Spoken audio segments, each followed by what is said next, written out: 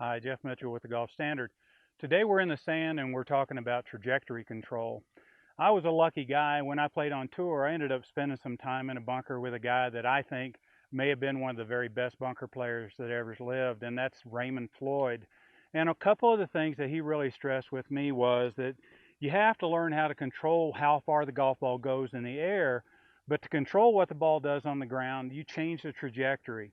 Spin is very difficult to reproduce. So by changing the trajectory, you can bring it out fairly low, get the ball to land, roll out, or you can hit it real high, get the ball to land, bounce up instead of out, and you can really control what the golf ball does once it strikes the ground.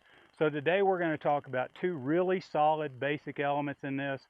One is club selection. I have a 54 and a 58-degree sand wedge, and the second one is just your setup. So we have a couple of choices when we get in the sand, and really we might even have more choices than that depending on how severe a shot is. I might go to a pitching wedge, even a 9-iron, if I'm really trying to hit one fairly low and trying to get it to go a long ways. But I treat it exactly the same way as I do a sand wedge. Now I've got a 54 and a 58-degree sand wedge. I use my 54-degree sand wedge about 95% of the time. And the reason why is because I have to take a much bigger golf swing with a 58-degree sand wedge than I do a 54, so I just feel like I have a lot better control over it.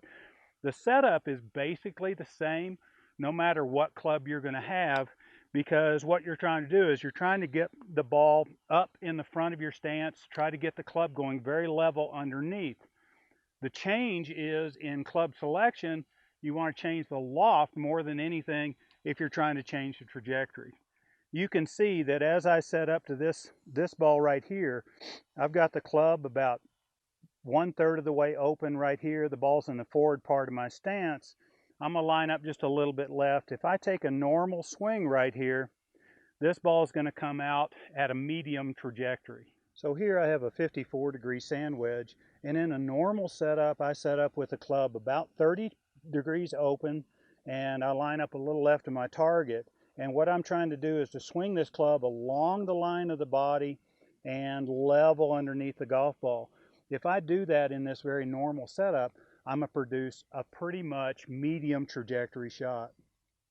Now, if I really want to hit the golf ball a lot higher, instead of taking this very normal setup, what I will do is I will open the club face more, and I want to try and make sure that the toe angle right here is nice and level with the ground. That leading edge is nice and level with the ground. If I get it toe up or if I get it toe down too much, this isn't going to work, but I'll line up a little farther left, open the club face considerably more, and I'm still going to try to swing along the line of the body, and I still want the club going nice and level underneath the golf ball. The situation where I would probably go to a 58-degree sand wedge, I've got it on not that steep a slope. It's relatively level, but I have to get this golf ball up pretty quick, and if the flag is not real far from me, I need to get to stop very quickly.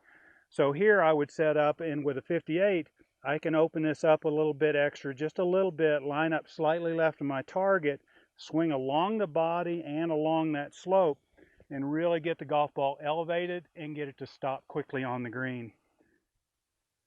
So as you practice these bunker shots, a couple of things to remember. The loft of the club is going to have a lot to do with the initial trajectory. Now it's interesting because in my philosophy, I don't move the ball back in my stance to try to hit it lower, and I don't move it forward in my stance to try to hit it higher. And the reason why is because I like having the club go dead level underneath the golf ball. If I start hitting down at the golf ball by playing it back in my stance, it's difficult to take a consistent amount of sand. And if I move it forward in my stance, the chances are I'm either hit it heavy or blade the ball. Those odds increase quite a bit. So my thought is you really produce these shots by controlling the loft of the club by either setting up normal or opening it more, and by changing where you align yourself. The more open the club is, the more left you can line up. Take that normal sand shot swing, and you're going to get a good result. You're going to be able to control that trajectory, and ultimately that means you're going to be able to control what the ball does, not only in the air, but on the ground.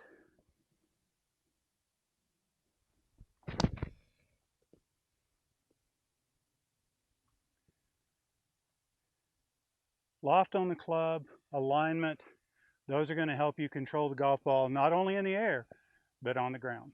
Have fun with your trajectory control. Till next time.